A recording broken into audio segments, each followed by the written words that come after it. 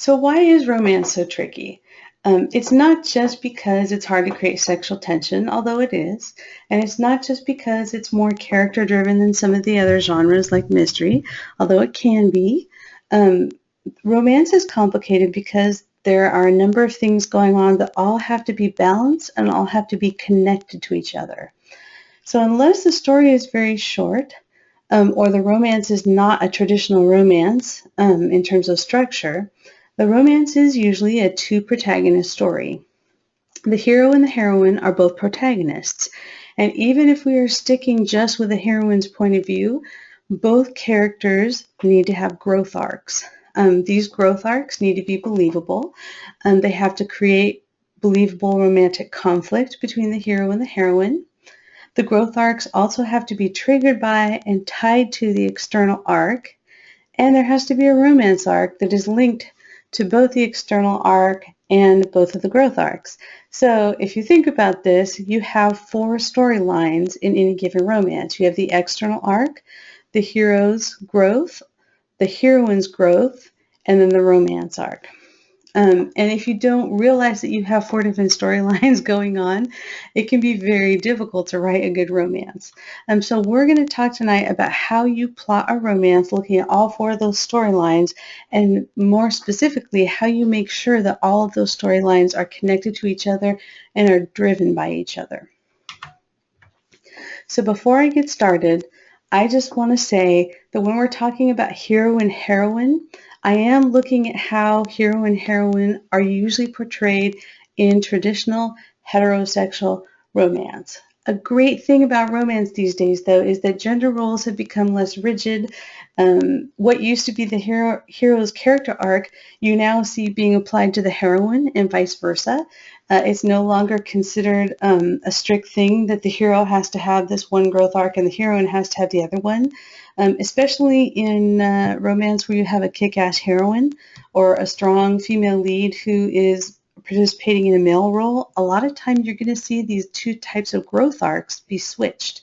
And of course, if you're writing LBGT romance where your characters are gay or trans or bisexual, you have even more room to play with character arcs. So I'm going to use hero and heroine in the sense that they have been used in traditional romance, but I don't want you to feel like you have to be constrained. Really what we're talking about are two different types of growth arcs, and you can apply them to any couple you want, regardless of gender. And in fact, sometimes I think personally the most interesting stories are the ones where the gender roles have been reversed, or where it's kind of hard to tell. You've given, if you've ever read any gay romance, a lot of times one of the men will have the traditional hero's growth arc and one of them will have the traditional heroine's arc, but they get tweaked so that they fit with male characters, and those are a lot of fun. So I just want to encourage you, be flexible. Please don't think that because traditionally it went this way with hero and heroine that you have to go this way with your story. So talking about character arcs, we're not just talking about giving your hero and your heroine any character arc.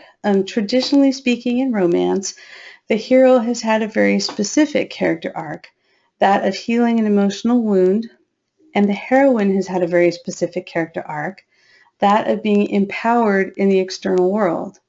And these two types of arcs arise from traditional gender roles. Traditional gender roles are roles where the man is basically discouraged from communicating his feelings and therefore might have difficulty working through things.